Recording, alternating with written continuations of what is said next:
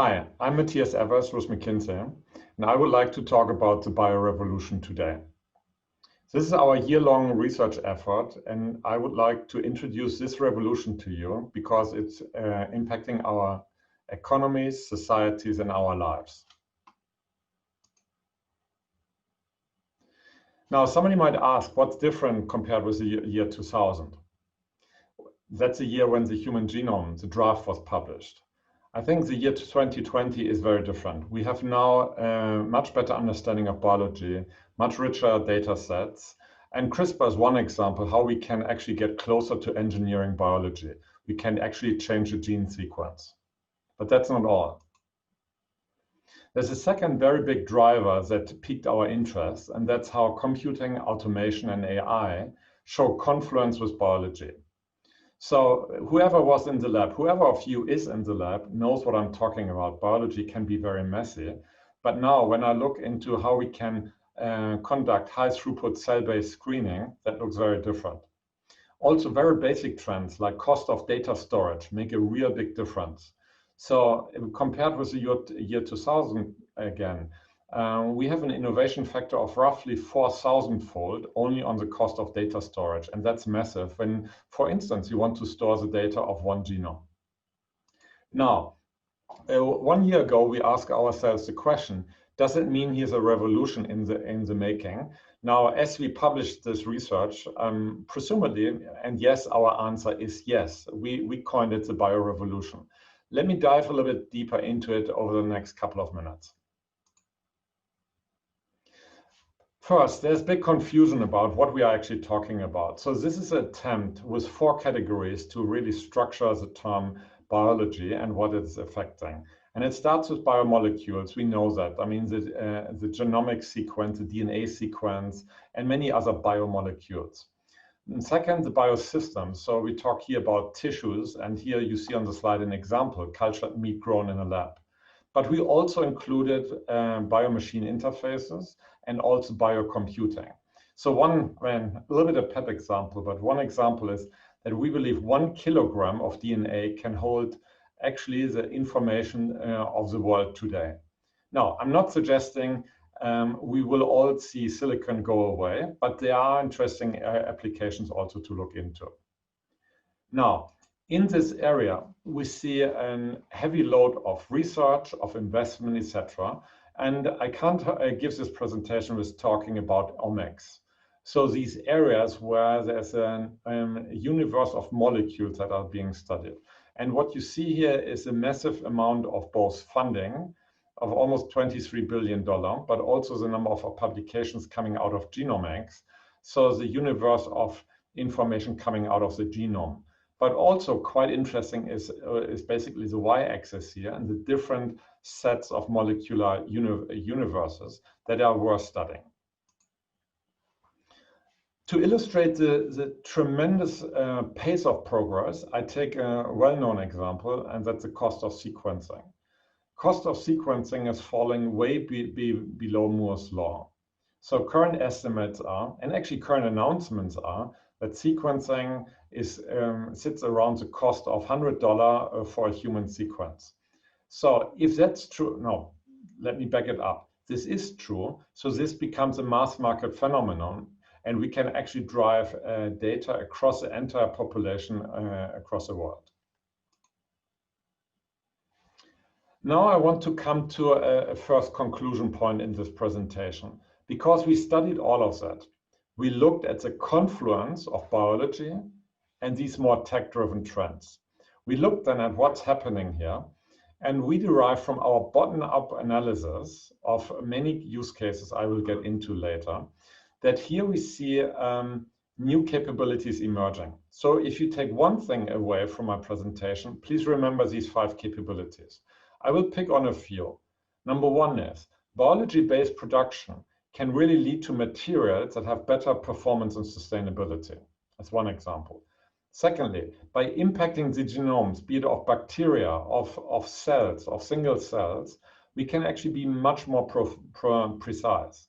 That could also be applicable in consumer-based industries. Let's say, think about You have your skin cream really tailor-made for you, given your genomic setup. And I think what you see across these 5 capabilities, we slowly get into engineering biology for the greater good. Now, as I mentioned, this is something worth remembering, but let's also get a little bit into the impact of all of this. So we had 5 capabilities. Now I will go quickly through 4 numbers. 4 numbers really worth remembering. And the first number is 60%. 60% of the physical inputs into the world can be produced by biological means. That's a high number if you compare that 20% today are known to be of biological origin. Let's say wood, forest-based pulp and paper, etc. The broader point is here's a huge potential over the next 10, 20, 30 years in terms of bio-based production. 60%.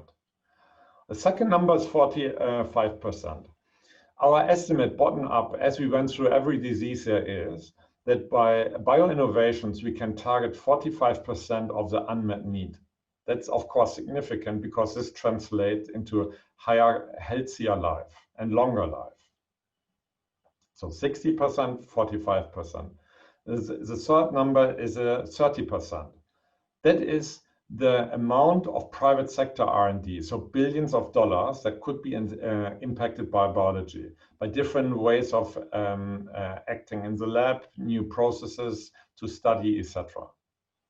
And the fourth number is something that personally surprised me a bit. I mean, I'm a biochemist, and I'm very interested in the white biotech, so the medical sector. But we estimate here that 7 to 9% of annual man-made greenhouse gas emissions could be reduced by biomeans. That, of course, relates to biomaterials, bioroutes for producing certain chemicals or, analogs. And that has, again, a massive impact on one of the core questions or core challenges the world has today. So, before I introduce a slide, I would argue that this report shows the confluence I talked about, new capabilities, and massive impact on the big questions humanity is facing. Now, the economists among you also want to know what does it mean in terms of figures. What we did here, and you see it at the bottom of the slide, we looked into 400 use cases, analyzed these use cases, and identified a direct economic impact of 2 to 4 trillion US dollars. On the left side, you see perhaps the incumbents, human health and performance, and agriculture, aquaculture, and food shows the biggest contribution. But you see actually many, many sectors present here on the right-hand side, from consumers to materials to chemicals. That was perhaps the biggest or the second big surprise out of this work, that the bio-revolution is actually tackling the multitude of sectors. It has a massive direct impact. And thirdly, I would not forget the knock-on effects.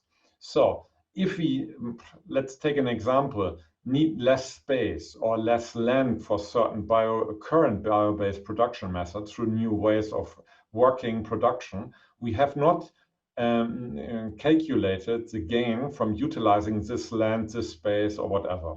So this number is actually a very direct number, although already so big that it's hard to imagine. Now let's spend the last few minutes of this presentation in terms of what does it all mean. First of all, yes, there's impact, but let's not have a discussion on biology without a discussion of risk. And I say this while I know that this research started many, many months before the pandemic hit us. But yes, I mean, we are dealing with entities that don't respect any boundaries. Biology is interconnected. Barriers are getting lower. So, I mean, somebody might have the idea to order a CRISPR kit and start literally to the IT entrepreneurs in the 80s, something in his or her garage. And I think society has not fully dealt with how to deal with this risk. So in a way, Pandora's box is open. And I just want to acknowledge that we always have to look at the basically of the yin and yang of this massive potential, but also these risks. How do we see now, in the light of opportunity and risk, these innovations come to market? Now, I won't spend too long here. I mean, this basically means, as we looked at different factors from the left side, from research investments, particular to commercialization, and I mean, how consumers are also adopting and accepting these new innovations and how it spreads across the population. I just want to leave you here in these few minutes with a few examples. Here you see the examples, and we structured it in a very simple manner, from shorter term, medium term to longer term. And to pick one or two examples, in the shorter term, we definitely see these cell-based therapies that are slowly reaching patients, and a much broader adoption, usage, and possibly also an advancement into new indications. Here in the time frame in the middle, 2030, 2040, we believe cultured meat could play a role. So we are all aware of first innovation hitting the market now, but this is basically our estimate when it could reach a broader market. Now, if we move beyond adoption, I think here are a couple of further implications for innovators, businesses, policymakers. I will only hit one or two. The first one, we believe there's room for new biology-first business models. These are companies that put biology first.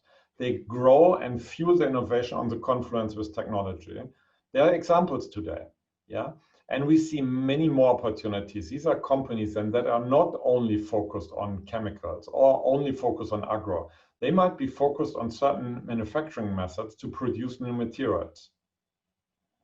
And let me also hit the second point, the new level of personalization. And maybe it's a little bit something that got stuck in my head, but I mentioned the aging cream tailored to your genotype before. But it's just an example of how personalization is made. I could imagine, I mean, our clothes out of materials that are tailored to certain features of our body that go beyond height and weight. And I think lastly, as these disciplines are, as they show a confluence, I think there is a big role for society and regulatory influences. And with this research, we want to call out more debate is needed. Now, for you to get informed, the full report is available. It includes details on all the 400+ use cases we looked at and how the bio-revolution, again, is impacting economies, societies, and our lives. And we hope you enjoy this research. Thank you very much.